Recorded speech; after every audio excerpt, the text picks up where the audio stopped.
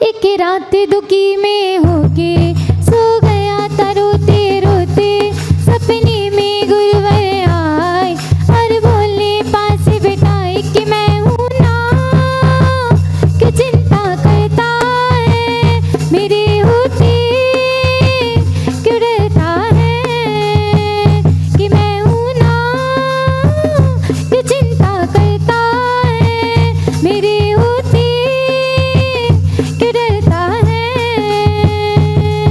इन विषय भोग की मदिरा पी मैं बना सदा से मतवाला, तृष्णा को तृप्त करे जितनी उतनी बढ़ते इच्छा ज्वाला। मैं कामी वाद विध्वंसी तो मन सुमन चढ़ाने आया हूँ, है मदन विजेता बन न सके, है भाव हृदय में लाया हूँ। ओम नमः श्रोत्राचार्य भगवंशी विद्यासागर जी मुनींद्राय, आचार्य भगवंशी समय सागर जी मुनींद्राय, कामबाण विदर्शनाय पुष्पाणि निर्वपामिति स्वाहा। इस क्षुधा रोग की व्यथा कथा भव भव में कहता आया हूँ, अति भक्ष्य भक्ष्य भके फिर भी मन तृप्त नहीं कर पाया हूँ, है वेद समर्पित करके मैं तृष्णा की भूखे भिगाऊंगा, अभी और अधिक ना भटक सकूं, है अंतर बोध जगाऊंगा। ओम नमः श्रोत्राचार्य भगवंशी विद्यासागर जी मुनींद्राय, आचार्य भगवंशी समय सागर जी मुनींद्राय, क्षुधा रूप नाशनाय दिव्य नैवेद्यम निरपामिति स्वाहा। मोहांधकार से व्याकुल हो निज को नहीं मैंने पहचाना, मैं राग देश में लिप्त रहा इसे हाथ रहा बस पछताना, यह दीप समर्पित है मुनिवर मेरा तम दूर भुगा देना, तुम ज्ञानी दीप की भांति से हमें अंतर दीप जला देना। ओम नमः श्रोत्राचार्य भगवंशी विद्यासागर जी मुनींद्राय, आचार्य भगवंशी समय सागर जी मुनींद्राय, मोहांधकार विनाशनाय दिव्य दीपम निरपामिति स्वाहा। जिस देश में जिस वेश में जिस हाल में रहो, गुरु भक्ति करो गुरु भक्ति करो गुरु भक्ति करो, इन्हें अशुभ कर्म ने घेरा है मैंने अभी तक ये माना है, बस पाप कर्म तजे पुण्य कर्म को सारा अपना नाता, सुबह शुभ कर्म सवेरे पूजन है मैं इन्हें जलाने आया हूँ, इसलिए गुरु जी के चरणों में अभी धूप चढ़ाने आया हूँ। ओम नमः श्रोत्राचार्य भगवंशी विद्यासागर जी मुनींद्राय, आचार्य भगवंशी समय सागर जी मुनींद्राय, अष्टदशक्रम ध्यानाय दिव्य धूपम निरपामिति स्वाहा।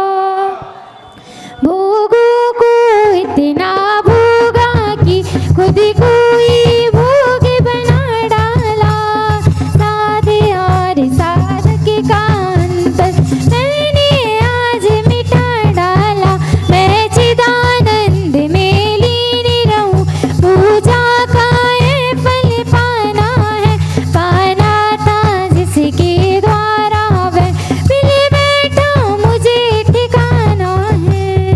ओम नमः श्रोत्राचार्य भगवंशी विद्यासागर जी मुनींद्राय, आचार्य भगवंशी समय सागर जी मुनींद्राय, महामोक्ष फल प्राप्ताय दिव्य फलम निरपामिति स्वाहा।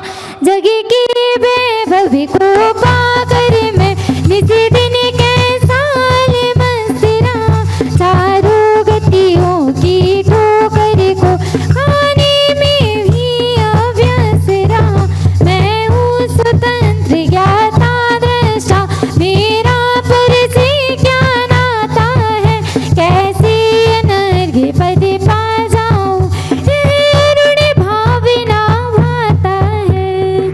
ओम नमः श्रोत्राचार्य भगवंशी विद्यासागर जी मुनींद्राय, आचार्य भगवंशी समय सागर जी मुनींद्राय, अनर्घ्य पद प्राप्त है अर्घम निरपामिति स्वाहा। भावों की निर्मल सरिता में अभिगान करने आया हूँ, मेरा सारा दुख दर्द हरू ये भेटने लाया हूँ, हे तपो मूर्त है आराधक है योगीश्वर महासन, है अरुण कामना देख सके युग युग तक आगामी श्री विद्यासागर जी मुनींद्र राय, आचार्य भगवान श्री समय सागर जी मुनींद्र राय, पूज्य निर्यापक श्रमण पूज्य मुनि श्री योग सागर जी मुनींद्र राय, अनर्घ पद प्राप्त जयमाला पूर्ण अर्घम निरपामिति स्वाहा। उत्तम करना शिव वरना है, इसी भाव से आया हूँ, दिव्य द्रव्य ना योगी गजब है, उर्मेश लाया हूँ, विद्या सिंधु को गुरु बनाया, रोम रोम गुरु है बसते, तन में हो कर मन तेरे करके, निजानुभव है जो करते, गुरु बिन जीवन तन मन अर्पण, सर्व समर्पण करता हूँ, मेरे आप किसी के सगे जी चरणों अर्घ्य चढ़ाता हूँ, हाँ चरणों अर्घ्य चढ़ाता हूँ। ओम रूम निर्यापक श्रमण पूज मुनि श्री योग सागर जी मुनींद्र राय, पूज मुनि श्री निरोग सागर जी मुनींद्र राय, पूज मुनि श्री निर्मोह सागर जी मुनींद्र राय, पूज मुनि श्री निरामे सागर जी मुनींद्र राय, पूज मुनि श्री निर्भीक सागर जी मुनींद्र राय, गुणानगर गौरव पूज मुनि श्री निष्कंभ सागर जी गुण सागर जी आदि ढाई दीप में विराजमान 3 कम 9 करोड़ मुनिराज मुनीन्द्रव्यो नमः। अनर्घ पद प्राप्ताय मार्गम निरपामिति स्वाहा। नमो महर्षि नमो। समस्त मुनि संग की और कहीं मत जाओ मेरे भैया, सब कुछ यहाँ मिल जाएगा, कार्तिक प्रेक्षा लोक भावना सुनने को जो आएगा, हाँ लोक भावना सुनने को जो आएगा। धन्य है इस गुणानगर का भाग, ऐसे परम तपस्वी मुनिराज जिनके हाथ से माला तब जाती है जब वह किसी अन्य कार्य में संलग्न हो, वरन उनके हाथ में माला रहती है। ऐसे तपस्वी महाराज पूज्य योग सागर जी महाराज, उनका सानिध्य और उनका चतुर्मास इस गुणानगर को प्राप्त हुआ है। हम सौभाग्यशाली हैं कि पूज्य महाराज श्री के सानिध्य में कार्तिक अनुप्रेक्षा नामक महान ग्रंथ के माध्यम से 12 भावनाओं का निरंतर चिंतन कर रहे हैं, और उसमें भी आज लोक भावना का पूरा दृश्य, पूरी की पूरी भावना सुनने का सौभाग्य हमें पूज्य निर्मोह सागर जी से प्राप्त होगा। चलते हैं, कार्यक्रम का शुभारंभ गुरुदेव के समक्ष दीप प्रज्वलन करने से करते हैं, और दीप प्रज्वलन करने के लिए बाहर से हमारे बहुत सारे अतिथिगण पधारे हैं। कृपया वह पधारेंगे, और वे पधारें इसके पहले मैं चाहता हूँ डब्बू भैया, संतोष भैया जी, संतोष भाई साहब, संतोष ट्रेडिंग, कृपया पधारें और पधार कर दीप प्रज्वलन करने का सौभाग्य प्राप्त करें। साथ में श्रीमती ज्योति जी, बहन सुरभि जी और वाद्य यंत्र बजाने वाले हमारे सभी भैया कृपया आएंगे और आकर के दीप प्रज्वलन करने का सौभाग्य प्राप्त करेंगे। साथ में निशा जी भी पधारेंगी, पधारें। दीप जलाता चल ओ भाई, दीप जलाता चल, दीप जलाता चल ओ बंधु, दीप जलाता चल, दीप जलाता चल ओ बंधु, दीप जलाता चल ओ बंधु रे, ओ बंधु रे, कर्मों को अपने तू भी काटता चल, दीप जलाता चल ओ बंधु, दीप जलाता चल, दीप जलाता चल ओ बंधु, दीप जलाता चल ओ बंधु रे, कर्मों को अपने तू भी काटता चल, दीप जलाता चल ओ बंधु, दीप जलाता चल, दीप जलाता चल ओ बंधु, दीप जलाता चल, दीप जलाता चल ओ बंधु, दीप जलाता चल, दीप जलाता चल ओ बंधु, दीप जलाता चल। इसी क्रम में शास्त्र दान करने का भी सौभाग्य हमारे अतिथिगण प्राप्त करेंगे। संतोष भाई साहब ये चारों अनुयोगों के 4 शास्त्र, इसी से सब हाथ लगाएंगे। चारों अनुयोगों के 4 शास्त्र।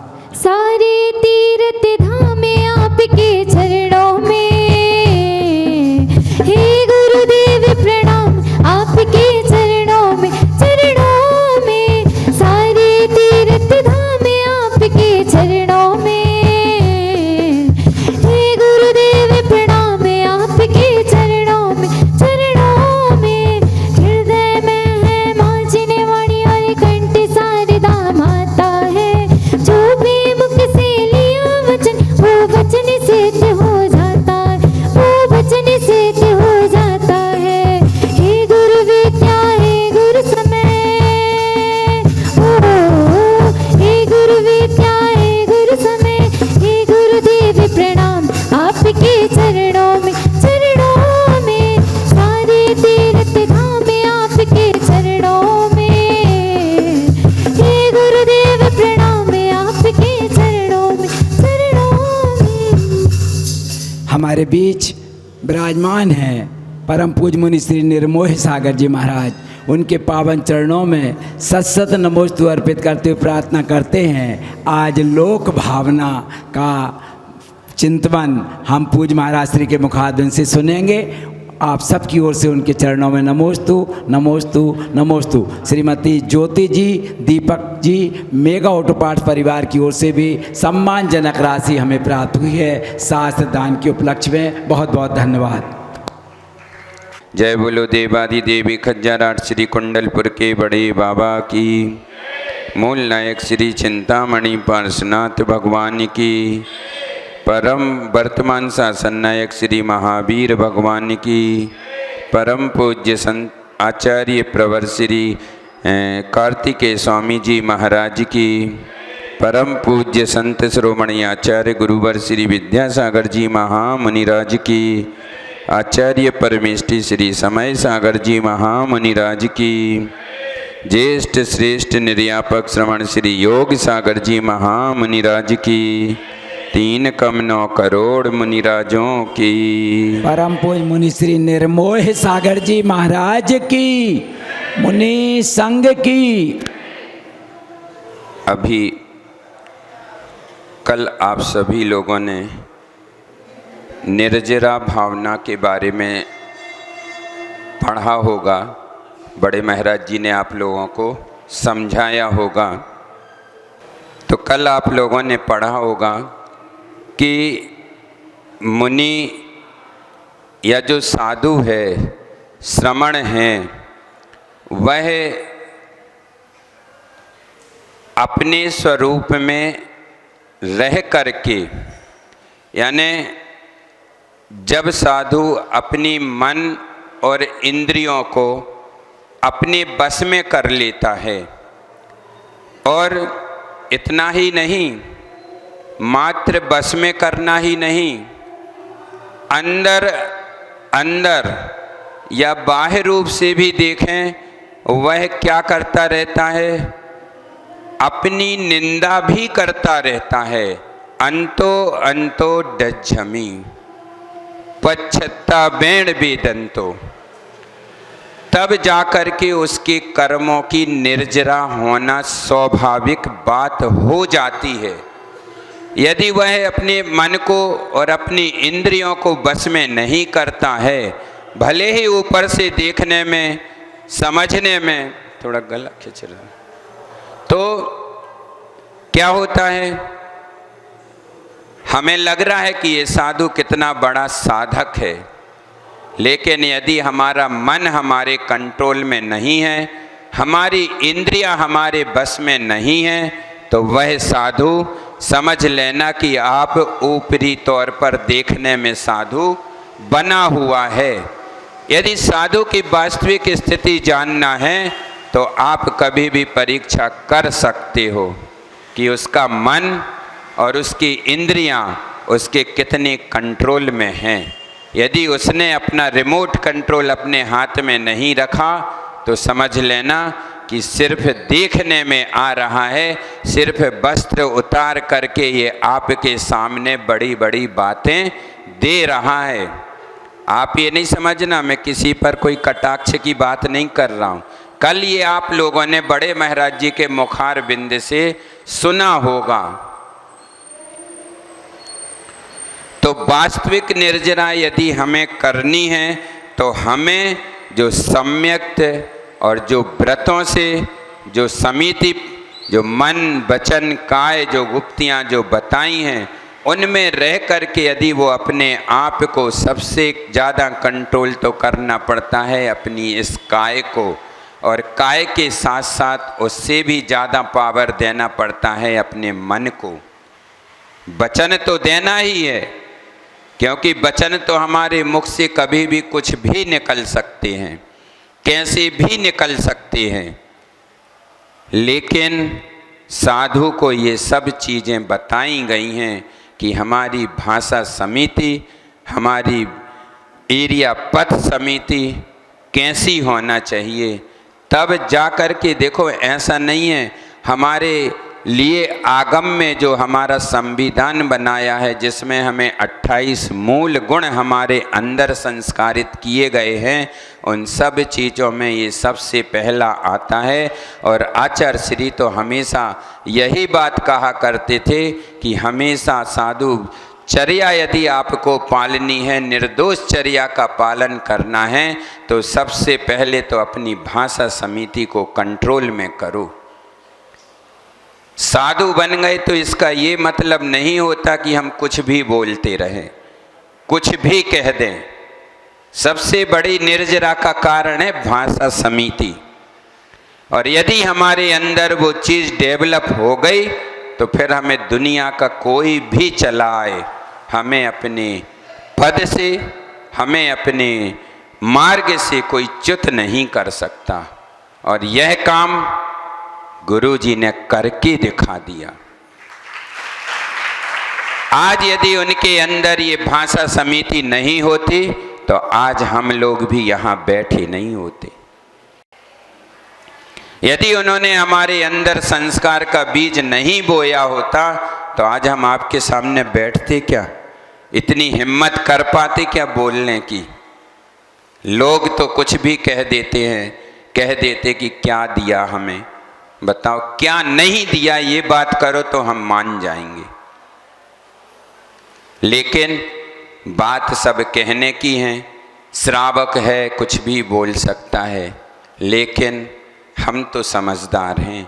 हमें तो गुरुजी ने क्या दिया, तो हमें तो अपनी भाषा समिति का उपयोग करके उस बात को समझना है कि गुरुजी ने हमें क्या क्या नहीं दिया। ये सब कारण आप ये नहीं समझना कि मैं किसी के ऊपर से बात कर रहा हूँ। मैं तो बात मस्त इस प्रकार की कह रहा हूँ कि ये सब कारण भी हमारी निर्जरा के कारण हैं। ऐसे नहीं है कि हमारा पुण्य नहीं बढ़ाएंगे।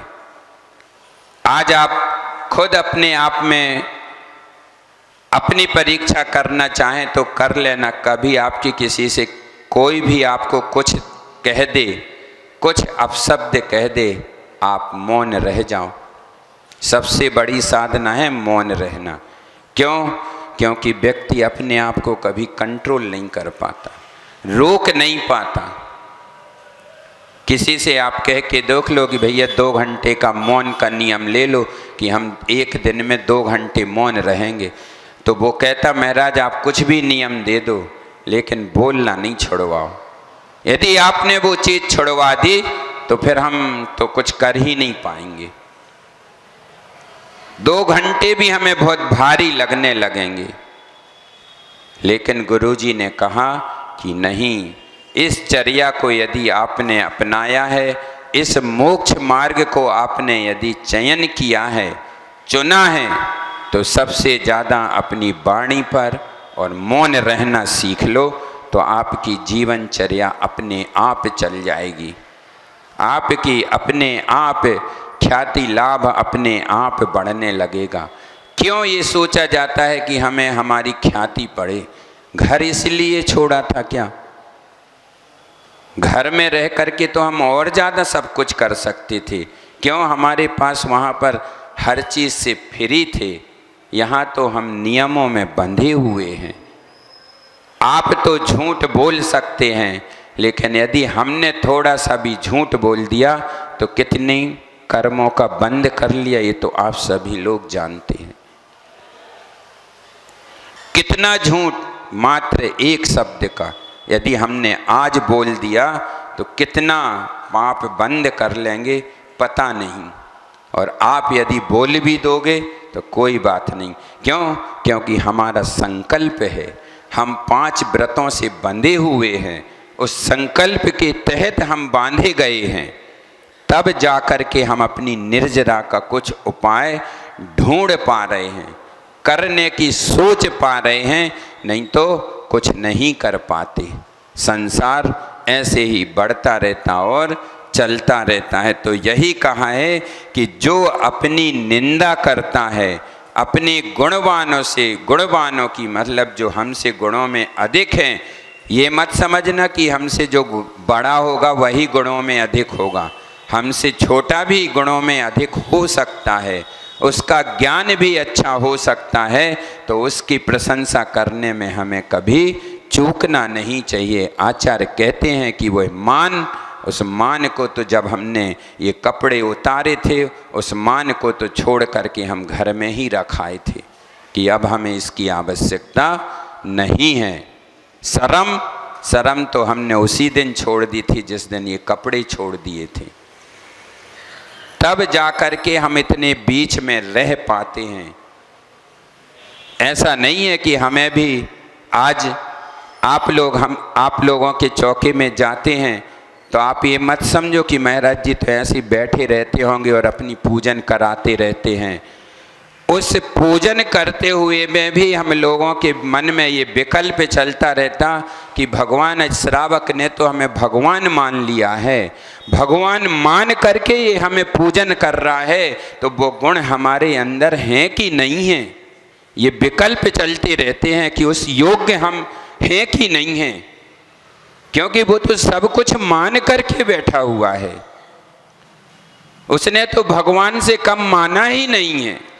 और बताओ आप मानते ना हो तो बता दो हमें चौके में।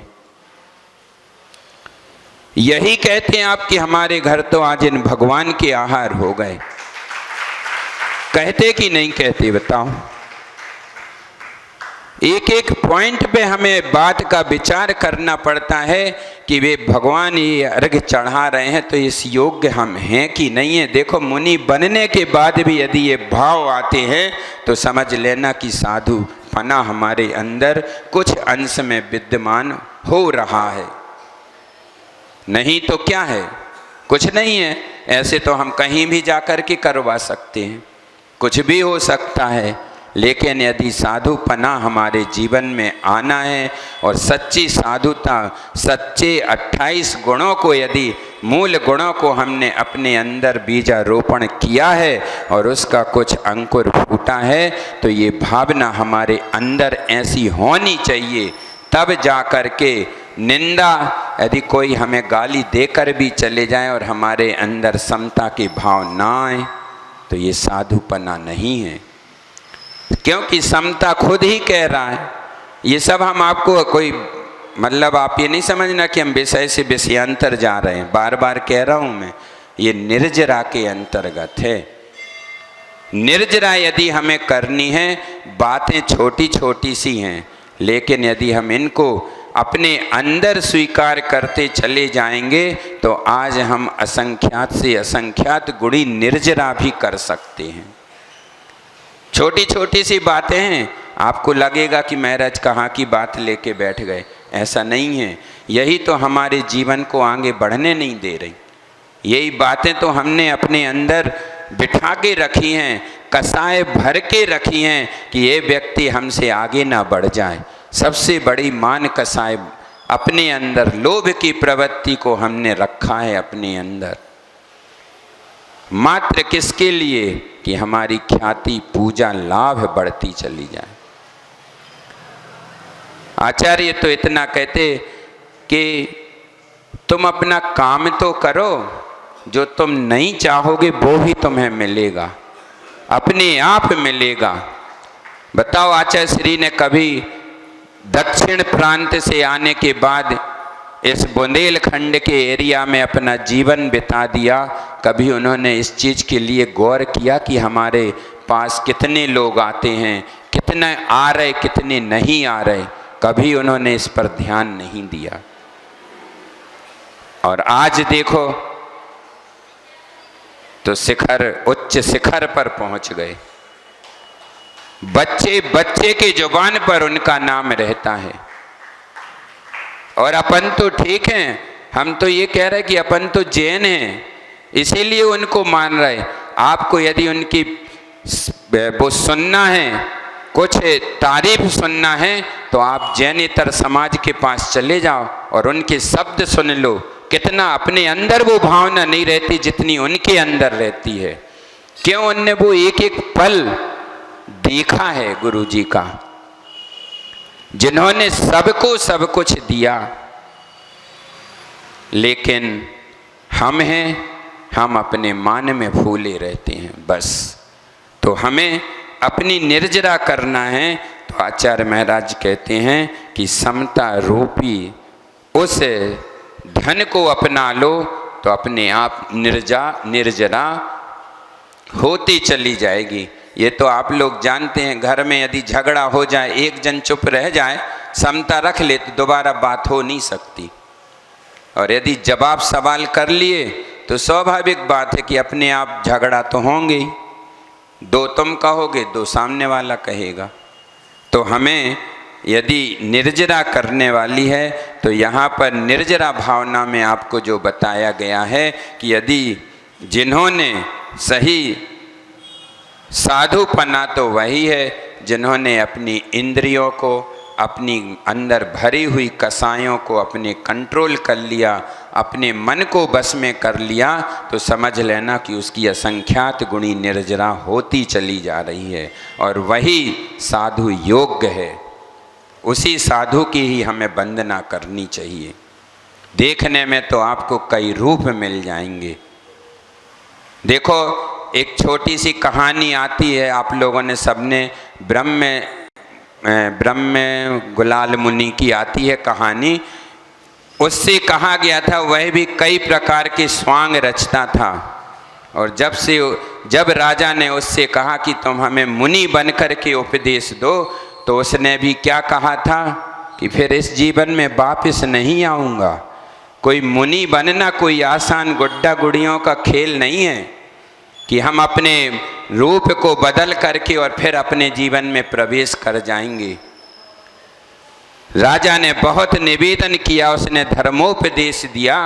और सीधा जब उसने कहा कि जो मांगो तुम्हें मिल जाएगा, उसने कहा कि अब तो हमें कुछ नहीं चाहिए, अब हमारी रास्ता तो जंगल की ओर है।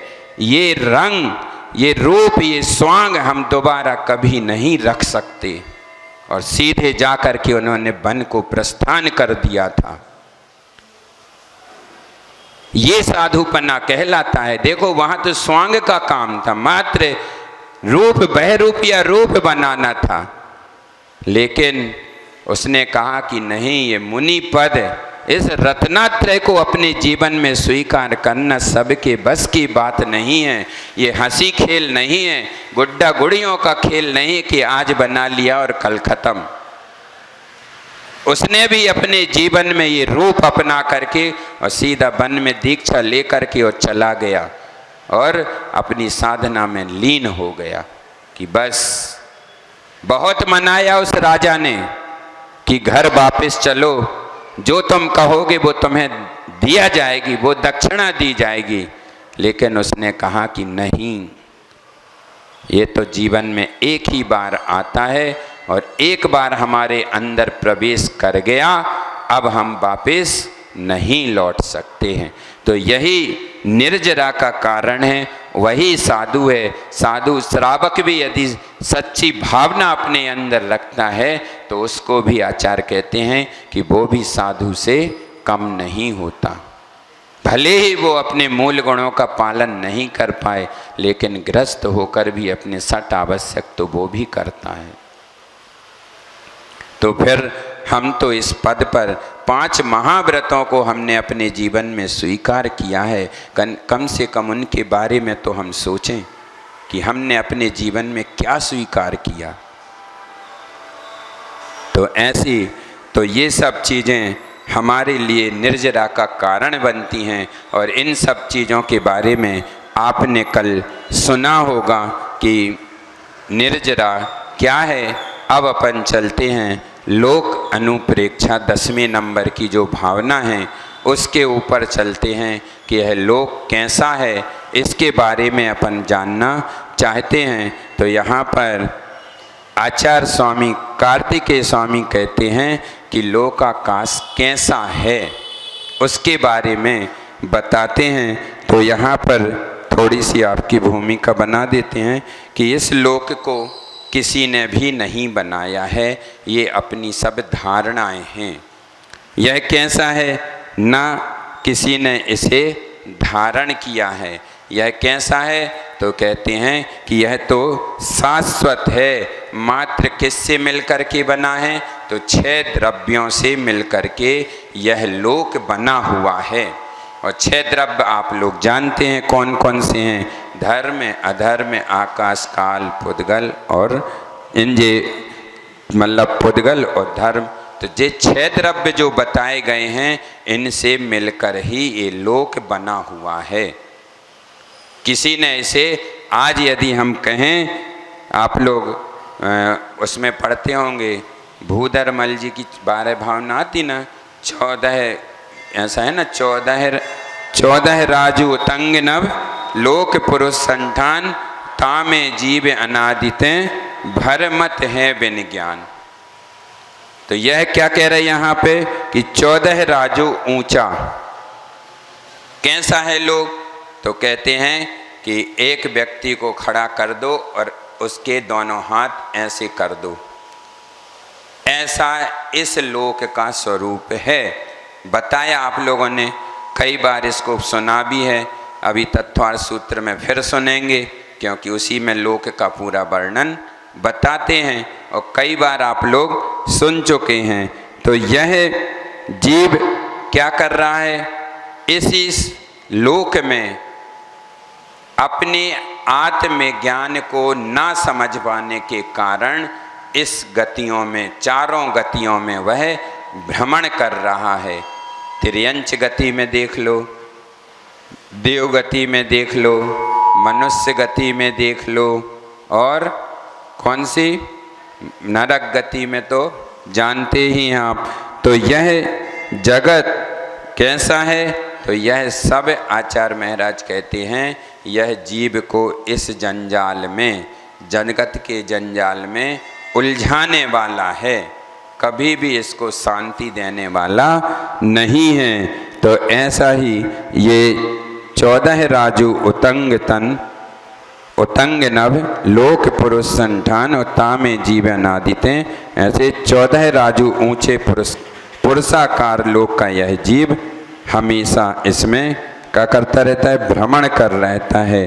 कहते हैं सब विधि संसार असारा और इसमें सुख ना ही लगा रहा। कहते हैं कि इस संसार में तो सुख है ही नहीं, कोई सार तो है ही नहीं। ये संसार भावना में आप लोग बहुत अच्छे से समझ चुके, और इसमें कोई भी सुख है, अपन सोचते जरूर हैं कि इस संसार में सुख है, और सुख के कारण ही अपन क्या करते रहते हैं, एक दूसरे से मोह करते रहते हैं कि हमें इनसे अच्छा लगा, ये हमारे हैं, ये इनके हैं। तो इसके कारण हम इस संसार में भटक रहे हैं और भ्रमण कर रहे हैं। अब गाथा का अपन वो कर लेते हैं उच्चारण। सब्बाया सम्मिळन्तं तस्या बहुमज्ज संठियो लो शोकेण बीणे बिकौ नायाधर्यो हरिहरादिहि।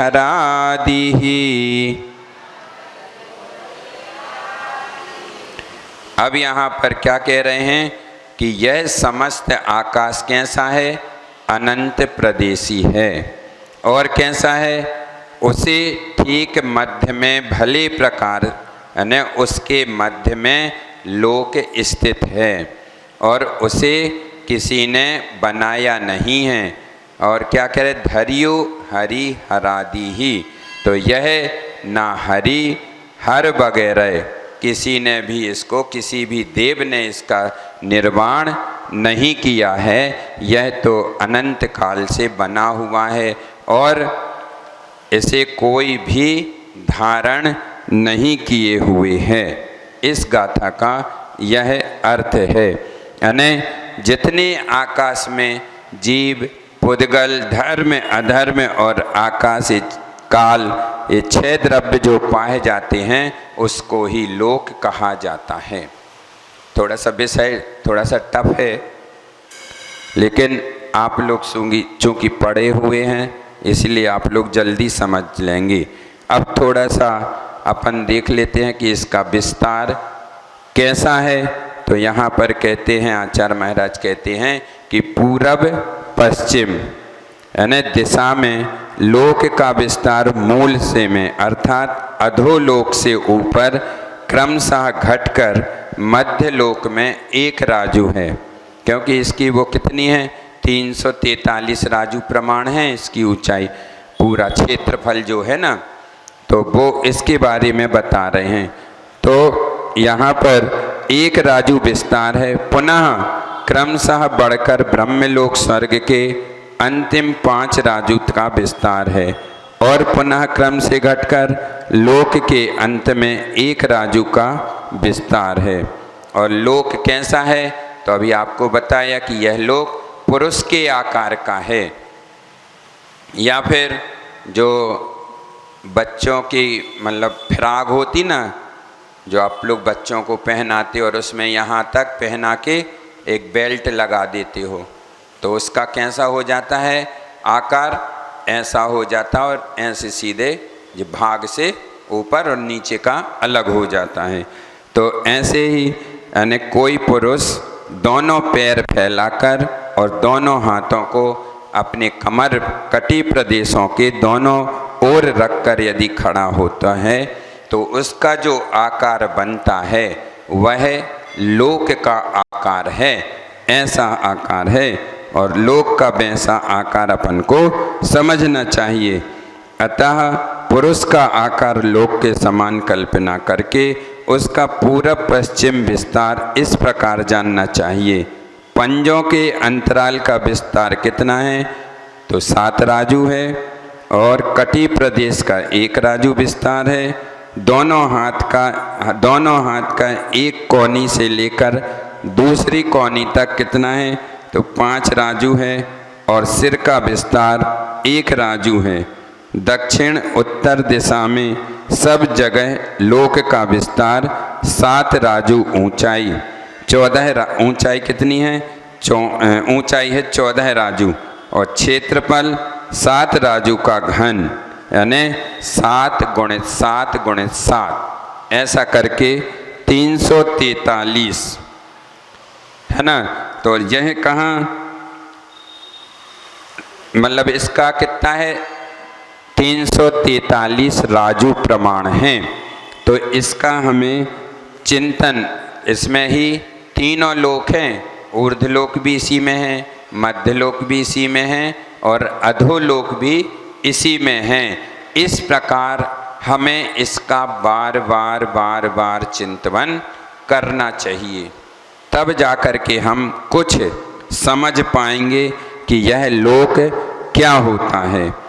तो यह लोक का बाकी तो आप समझ गए कि यह कैसा है, किसी ने किस द्वारा बनाया नहीं है, है ना। ये तो आप लोगों को समझ में आ गया।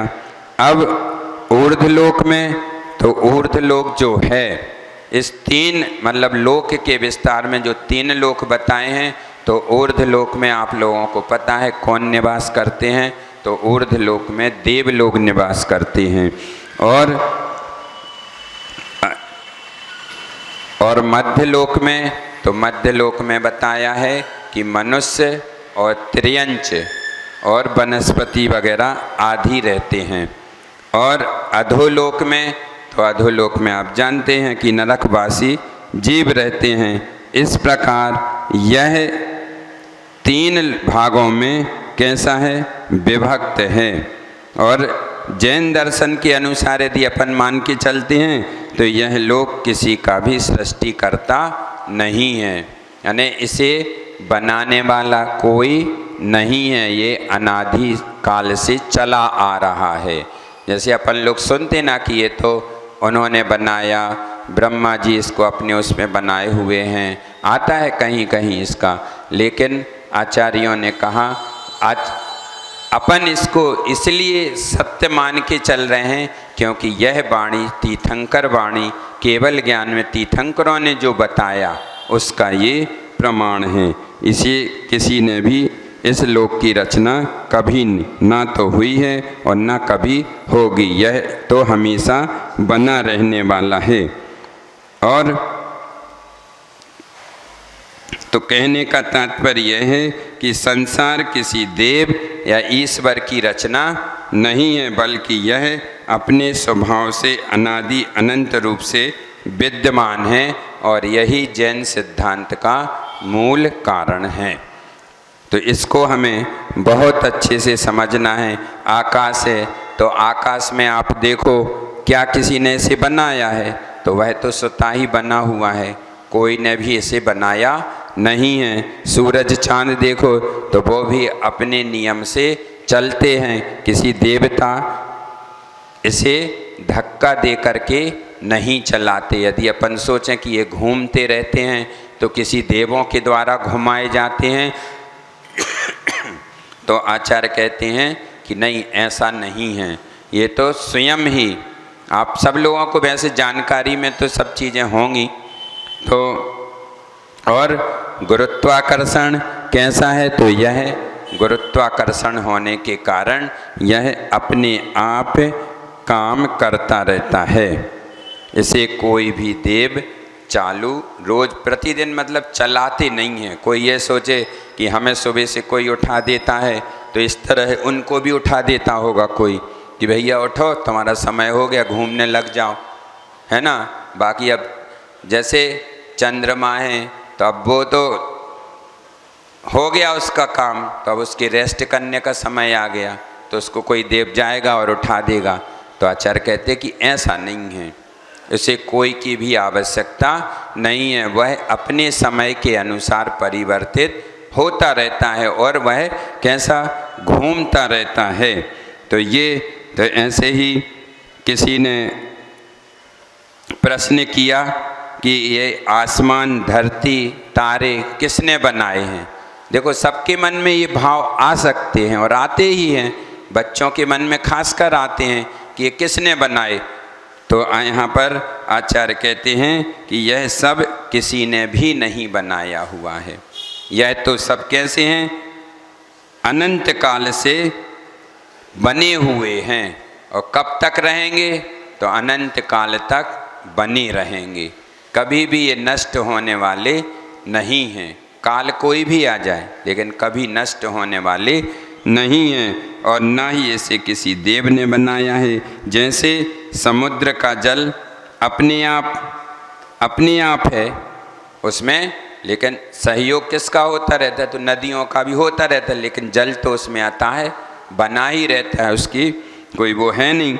ऐसे ही यह ब्रह्मांड भी कैसा है, अपने आप है, यह किसी के यानी यह लोक किसी सृष्टिकर्ता के अधीन नहीं है, यह स्वतः ही विद्यमान है।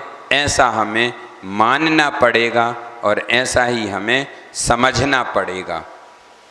तो समझ में आया कि नहीं आया है, थोड़ा बहुत आ गया कि नहीं। थोड़ा विषय टफ है, हम बता रहे टफ है क्योंकि हम ही को टफ लग रहा है, इसीलिए तो आपको भी लग ही रहा होगा, स्वाभाविक बात है। तो इसकी एक बार टीका थोड़ी सी पढ़ देते हैं, फिर हिंदी रेगुलर पढ़ देंगे तो आप लोग समझ जाना, ठीक है। सर्वाकाशम यानी लोकाकाश, काशम अनंतम अनंतानंतम द्विक्वारा अनंतम अनंतमानम सर्व नभो अस्ति तस्य च सर्वकायस्य बहुमध्य संस्थितो लोकः बहुमध्ये अनंतान अनंतानंतान अनंत अनंताकाश आकाश बहुमध्य प्रदेशे सप्त घन रज्जु मात्रे सम्यक्त प्रकारेण स्थिता संस्थिता लोके इति लोकः।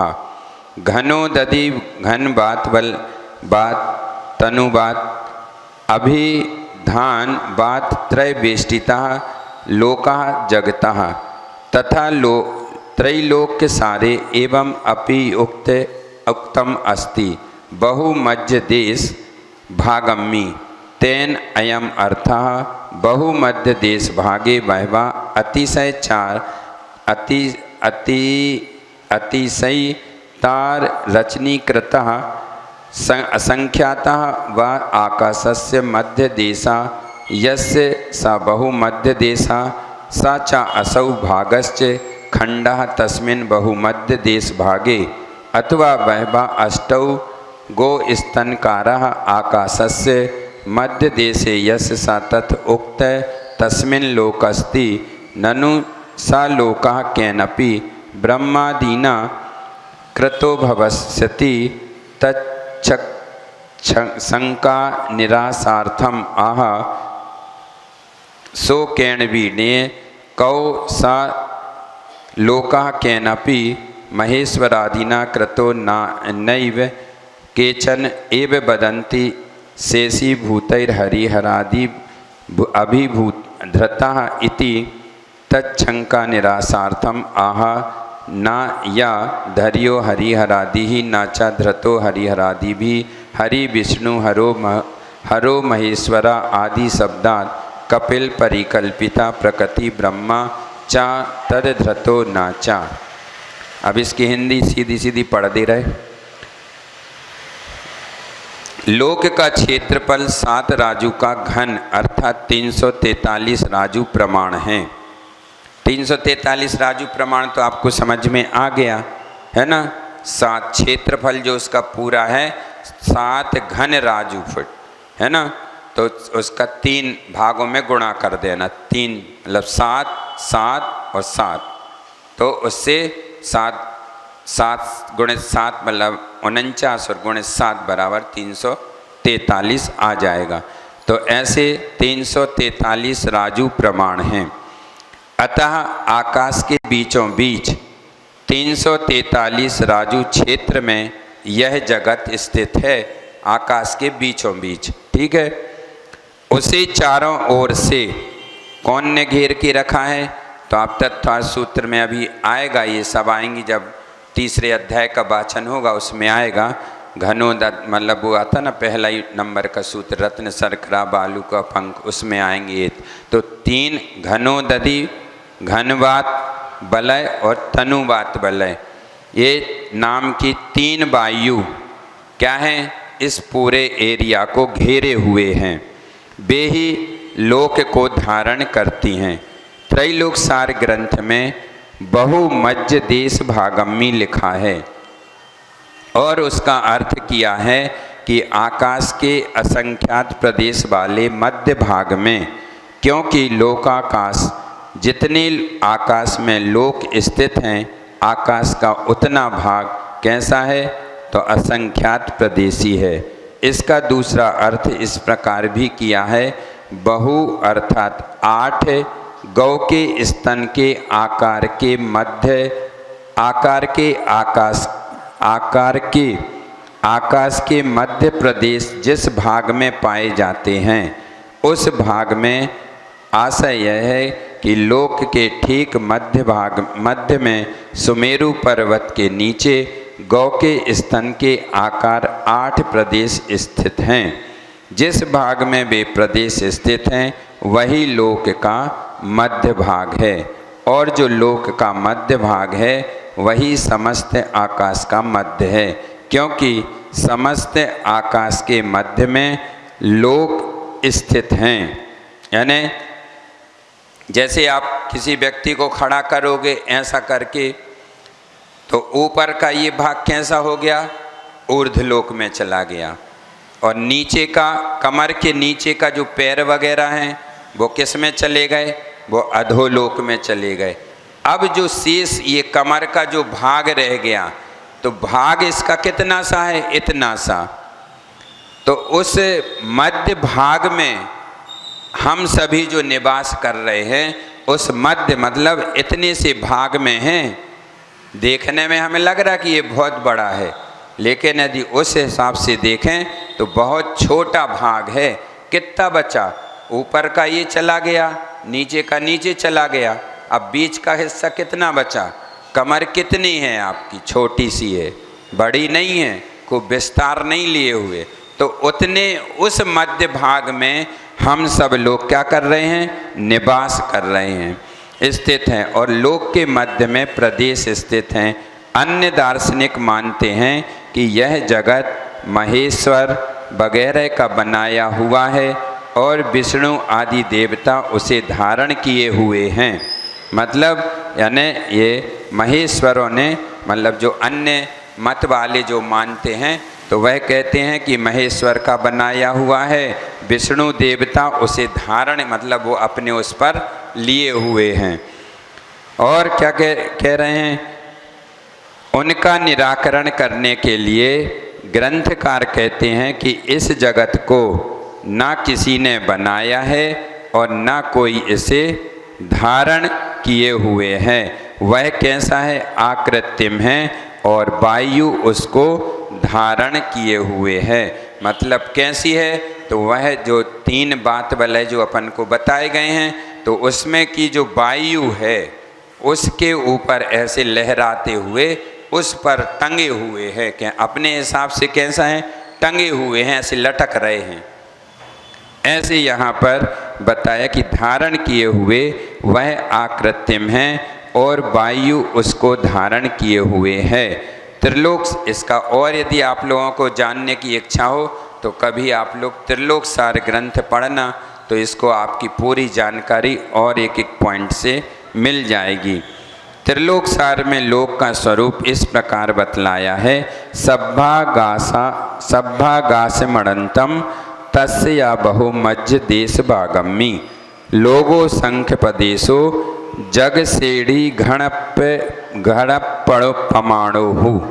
यानी सर्व आकाश अनंत प्रदेशी है और उसके मध्य देश भाग में लोक है, वह असंख्यात प्रदेशी है और जगत श्रेणी के घन प्रमाण 343 प्रमाण राजू है।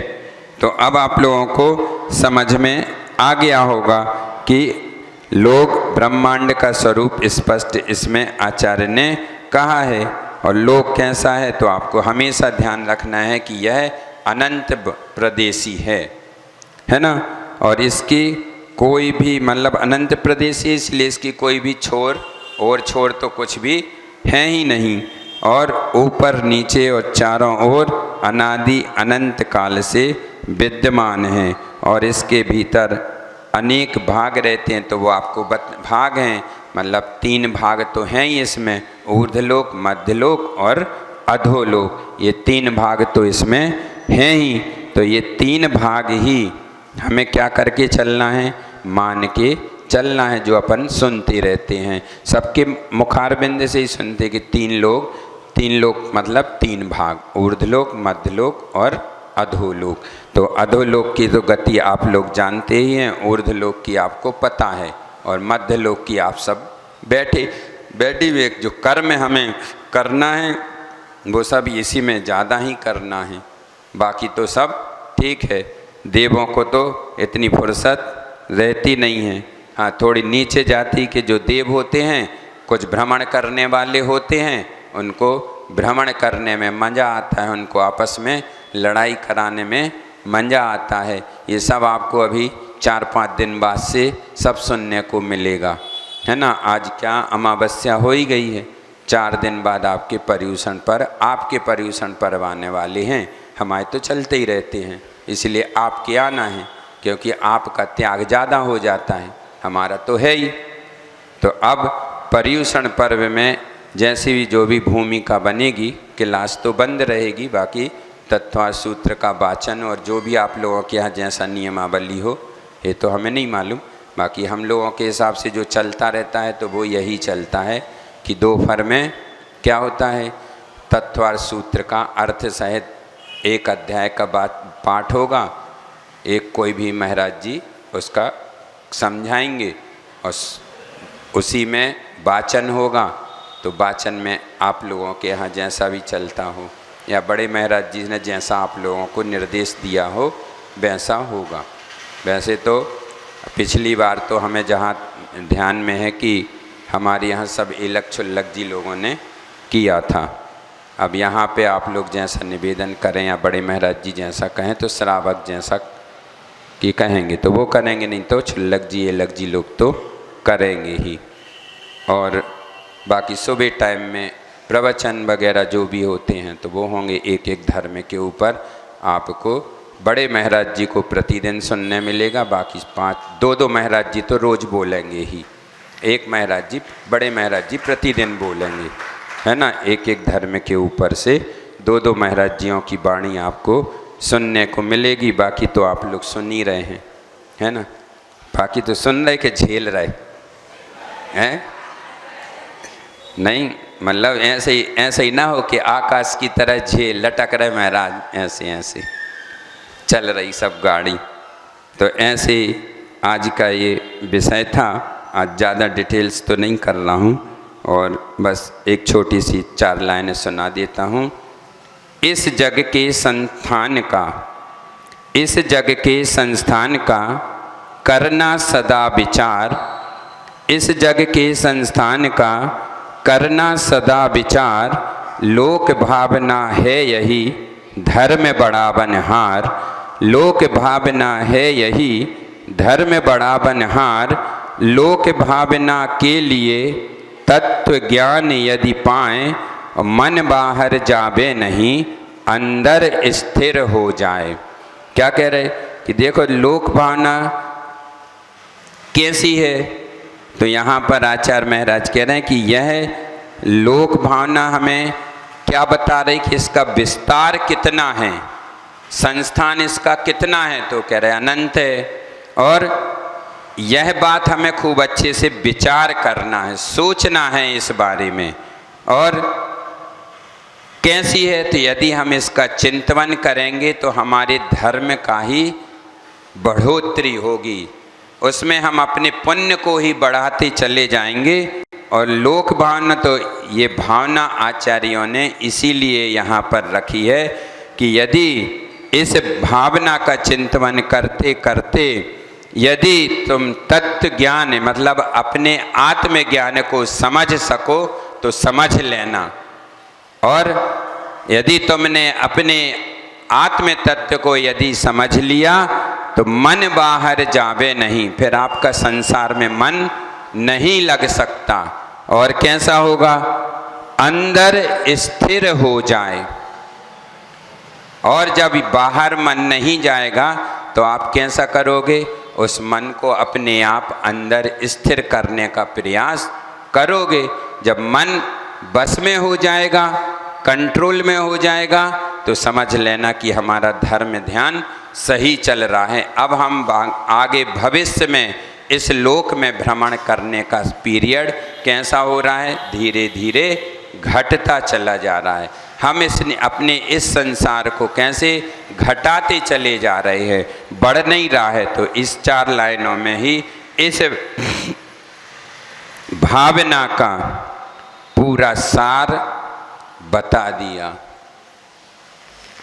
तो आपको यही चिंतन इस भावना के माध्यम से करना है और इसी भावना को अपने अंदर खूब अच्छे से, क्योंकि इस पूरी 12 भावनाओं में एक लोक अनुप्रेक्षा और एक धर्म अनुप्रेक्षा, जिसमें लगभग 250 गाथाएं चलेंगी। इतना बड़ा विस्तार है इसका, मतलब बाकी तो सब थोड़े थोड़े में निकल गई। 2 भावनाएं ऐसी हैं ये कि इनमें सबसे ज़्यादा समय इन भावनाओं में ही निकलेगा और इसी में ही इन्हीं को मेन ये जो पूरा निचोड़ आने वाला है सब पूरी भावना का इन 2 भावनाओं में ही आने वाला है। इसीलिए हमें बहुत अच्छे से समझना है। 12 भावना यदि आप लोग रोज़ पढ़ते हैं तो गुरुजी ने हम लोगों को यही शिक्षा दी है कि 12 भावनाओं का चिंतन प्रतिदिन करो, प्रतिदिन करो। यही आपके वैराग्य बढ़ाने में सबसे बड़ा कारण बनेगी। यदि अपन को अपनी ऊंचाइयों को प्राप्त करना है तो वैराग्य भावना तो है ही, लेकिन वैराग्य भावना के साथ साथ 12 भावनाओं का चिंतन प्रतिदिन आप एक भावना में से एक लाइन का चिंतन भी करोगे तो आपके 24 घंटे कब निकल जाएंगे आपको पता ही नहीं चलेगा। इतना विषय इन भावनाओं के अंदर दिया है। और कार्तिकेय स्वामी ने तो इतना बड़ा 500 कुछ गाथाएं सिर्फ 12 भावनाओं के ऊपर से लिख दी। तो अब सोचो कि कितना नहीं दिया होगा, बहुत दिया होगा। इसीलिए हमें इन सब को समझना है और अपने जीवन में प्रयास करना है कि हमारे जीवन में ये भावनाएं उतर जाएं, तो समझ लेना कि हमारा जीवन सार्थक हो गया और सब कुछ समझ लेना कि हमारे जीवन से कुछ कुछ भाग कम होने लगा और हम अपना कल्याण करने लग गए, अपनी आत्मा के आत्म तत्व को समझने लग गए। तो इसी भावना के साथ संस्थान को, इस भावना को समझें और अपने अंदर धारण करें। यह भावना सबके अंदर होए। अभी और भी आएंगे विषय, तो आप सुने, प्रतिदिन इसका अध्ययन और स्वाध्याय करें। इन्हीं भावनाओं के साथ बोलिए आचार्य गुरुवर श्री विद्यासागर जी महामुनि राज की। जा वाणी के ज्ञान से सोझे लोकालोक, सो वाणी मस्तके धरे सदा देते हो दो।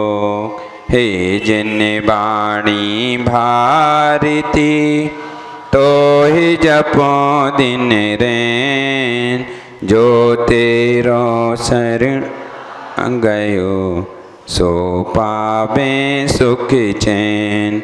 देवे बजो अरिहंत को गुरु सेवा निर्ग्रंथ, आधर में पालो सदा यही मोक्ष का पन।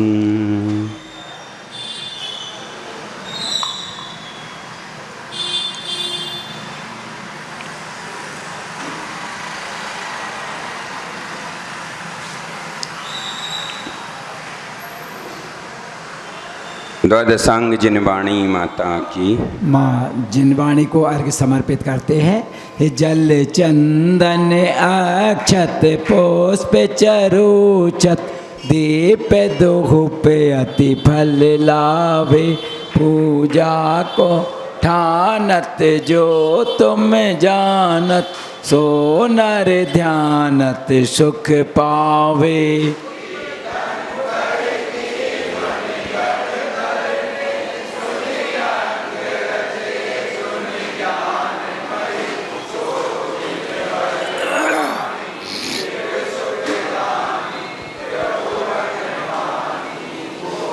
ओम ह्रीं से जिनमुखोद्भव सरस्वती दिव्ये, प्रथमं कर्णम चरणम द्रव्यम षट्खंडागम जय धवल महाधवल पंचास्तिकाय पंच परमागम तत्वार सुदसो अध्यायभ्यो कार्तिकेय अनुप्रेक्षा महान ग्रंथराज बिन मार्गम नृपामते। नमोस्तु महाराज श्री, नमोस्तु नमोस्तु नमोस्तु।